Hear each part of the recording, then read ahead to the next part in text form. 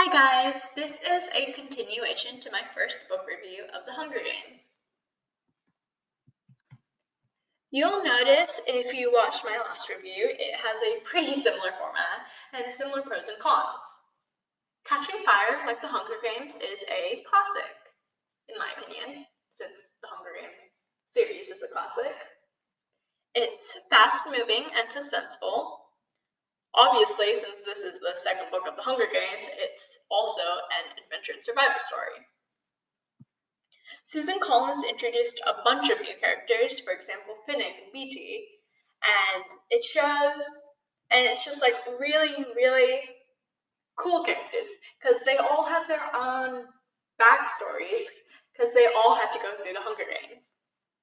It shows how, spoiler alert, Katniss and Peeta become friends again since the end of the last book sort of was a hook on that part.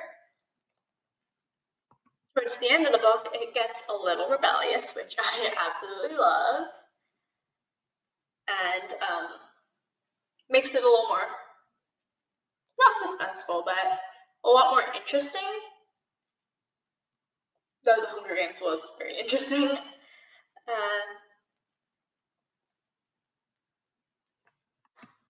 And now onto the cons. Catching Fire doesn't have that many cons. It has very similar cons. Like, Catching Fire does have a little more romance than The Hunger Games, and a lot less of it is sisterly love, because Prim is only in the very beginning, and there's a lot more actual romancy stuff and a little bit of adulty-ish stuff, but don't worry, it's not that bad. Since it's like, another spoiler alert, another Hunger Games, there is bound to be a little gore and violence, but I feel like there is less than in the first book, because it's just Katniss went through all of it again, and she's going through all of it again, and it's sort of less explaining on the gore, I feel like. The scary part that I put here, if you've read the first book, you really don't need to worry about the second one, because, like I mentioned before, there's a little less violence. So, in the end, I believe kids 10 and up should read it.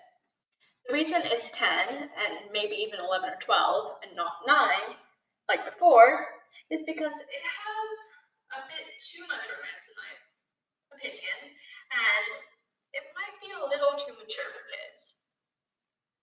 Still, I feel like everyone should read this book one time in their life, or maybe watch the movie.